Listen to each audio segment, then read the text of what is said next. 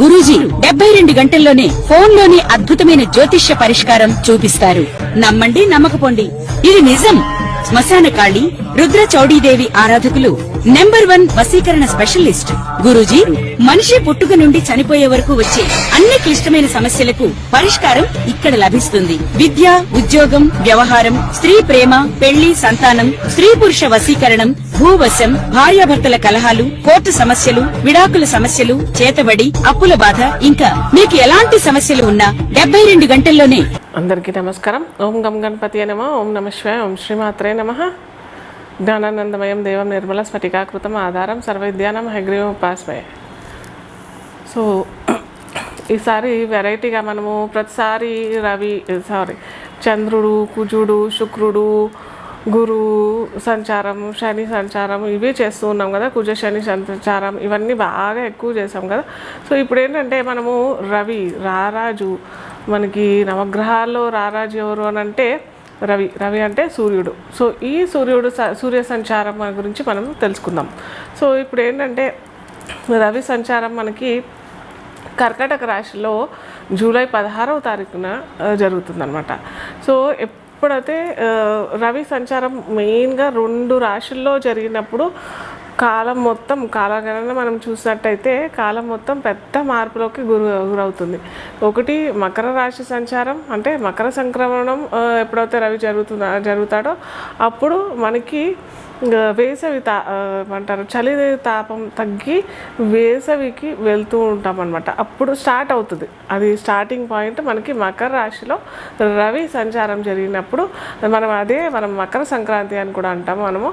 So అక్కడ పంటలు కోయటం, కొత్తగా మనం సంక్రాంతి జరుపుకోవటము, కొత్త పంట వచ్చిన సందర్భంగా అందరికీ పంచడము ఆ పంటని, అలాగే దైవ సమర్పణ చేయటం, తర్వాత మనం కూడా అందరం సెలబ్రేట్ చేసుకోవడము సంక్రాంతికి మూల కారణమవుతుంది. సో అది తర్వాత మనకి అప్పటి నుంచి ఏమవుతుందంటే రవి ఎప్పుడైతే మకర రాశిలో సంక్రమణం జరిగినప్పుడు మనకి కాలాన్ని చూసినట్టయితే కూడా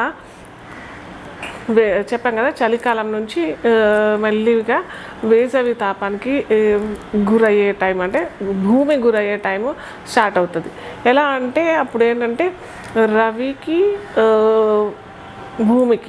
భూమికి రవికి డిస్టెన్స్ మనం చూసినట్టయితే దగ్గరగా వచ్చేస్తాడు అనమాట. అంటే రవి ఏదో దగ్గరికి రావడం కాదు, ఇక్కడ మనము భూమి సంచరిస్తూ ఉంటుంది కదా, భూమి తిరుగుతూ ఉంటుంది. ఆకర్షణ శక్తి వల్ల ఏమవుతుందన్నమాట, భూమి దగ్గరగా రవికి దగ్గరగా, అంటే సూర్యుడికి దగ్గరగా రావడం మూలంగా మనకి ఈ తాపం పెరిగిపోవడం, వేసవి రావటం, ఇవన్నీ మనము మకర సంక్రమణం రవి చెందినప్పుడు మనకి ఇవన్నీ మనము ఎక్స్పీరియన్స్ అవుతాం. అది ఒక పెద్ద మార్పు, కాలంలో ఒక పెద్ద మార్పు అయితే మకర రాశి సంక్రమణం. నెక్స్ట్ మార్పు వచ్చేది ఎప్పుడు అని అంటే మనకి కర్కాటక రాశిలోకి రవి సంచారం చేసినప్పుడు, రవి సంక్రమణం కర్కాటక రాశిలో జరిగినప్పుడు అప్పుడు ఏంటంటే ఈ వేసవి తాపం తగ్గి వర్షాలు స్టార్ట్ అవ్వటము ఇలాంటివన్నీ జరుగుతుంటాయి మనకి. ఎప్పుడైతే రవి కర్కాటక రాశిలో ప్రయాణం చేసినప్పుడు అప్పుడు మనం దాన్ని దక్షిణాయనం అని అంటాం. మనము అందరము ఏంటంటే దక్షిణాయనము, ఇదేంటి ఉత్తరాయణం అని ఊరికే అంటూ ఉంటారు. ఏంటి ఇదంతా డిఫరెన్స్ అని అంటే, మనం ఎప్పుడైతే ప్రకృతిలో మనము స్పెండ్ చేస్తామో, ఎప్పుడైతే మనకి దృశ్య రూపకంగా మనము దృశ్యాన్ని వీక్షించే ప్రయత్నం చేసినప్పుడు మనకి ఈజీగా తెలిసిపోతుంది. మీరు సూర్యుని గమనించండి. ఎప్పుడైతే సూర్యుడు నార్త్ సైడ్, అంటే ఉత్తరాయణం కొద్దిగా సూర్యుడు సెంటర్ మార్నింగ్ చూసినప్పుడు సూర్యోదయం నుంచి కాలక్రమేణా రోజు గడిచిన కొద్దీ ఉత్తరం వైపు ప్రయాణం జరిగిందని అంటే అది మొత్తం ఉత్తరాయణం అవుతుంది. ఎప్పుడైతే సూర్యుడు దక్షిణాయనం అని అంటే సౌత్ సైడ్ ఎప్పుడైతే ప్రయాణం స్టార్ట్ చేయడం మొదలు పెడతాడో అది దక్షిణాయనం అవుతుంది. సో దీనివల్ల మనకేంటి ఉపయోగము, మనకేంటి డిఫరెన్సెస్ వస్తాయి అని అంటే, మనము ఒక్కొక్క రాశి, అన్ని రాశులు మనము చూసుకుందాం. మేషరాశి నుంచి మనకి మీన రాశి వారికి ఎవరెవరికి ఏ ఫలితాలు వస్తాయి అది మొత్తం మనం ఇప్పుడు తెలుసుకుందాం ఒక్కొక్కటి వేరుగా.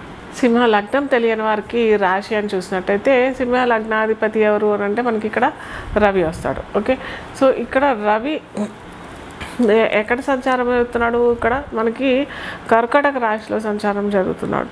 సో తన నుంచి 12వ రాశిలో సంచారం జరుగుతుంది. అంటే తన నుంచి వ్యయంలో ఉన్న కర్కాటక రాశిలో రవి సంచారం జరుగుతుంది. సో ఇక్కడ ఏమవుతుందంటే గురుతో పాటు ఉన్నాడు అక్కడ. మళ్ళీ కూడా శుక్రుడు ఇవన్నీ అన్ని గ్రహాలు కూడా వస్తుంటాయి. అవి మనం తర్వాత ఎపిసోడ్స్లో మనం చూసుకుందాము. రవి ఎప్పుడు శుక్రుడు ఎప్పుడు సంచారం జరుగుతాడు, బుధు ఎప్పుడు సంచారం జరుగుతాడు, ఇవన్నీ మనం తర్వాత చూసుకుందాం.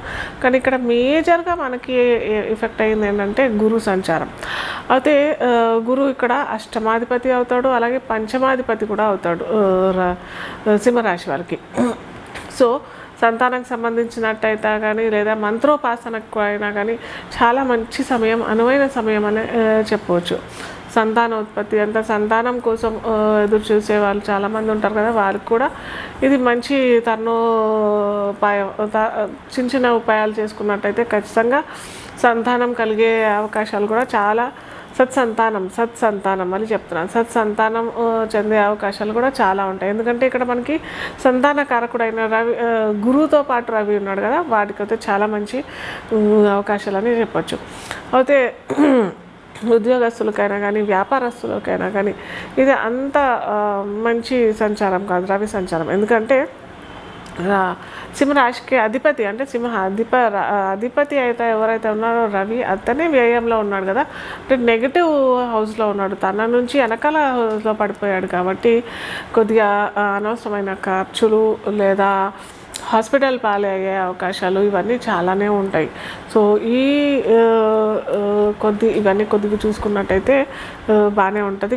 మిగతా అన్ని రంగాల వారికి అయితే ఓకే పర్లేదు బాగానే ఉంది అని చెప్పచ్చు. ఎందుకంటే గురువుతో పాటు ఉన్నాడు కాబట్టి. ఇంకొకటి బాగా ముఖ్యంగా మనం గమనించవలసిన విషయం ఏంటంటే గురువు ఇక్కడ అష్టమాధిపతి కూడా అవుతాడు. అష్టమాధిపత్యం ఉన్న గురువుతో పాటు రవి ఉన్నాడు కాబట్టి సడన్గా యాక్సిడెంట్స్, సడన్గా ఏమన్నా ఇన్సిడెంట్స్ అయ్యే అవకాశాలు చాలా ఉంటాయి. కాబట్టి అటు దత్తాత్రేయ స్వామి గురించి అలాగే సూర్య నమస్కారాలు ఈ రెండు కనుక పారాయణం చేసినట్టయితే లేదా సూర్యోపాసన చేసినట్టయితే మటుకు చక్కటి ఫలితాలు అయితే వస్తాయి. ఇది సింహరాశి గురించి.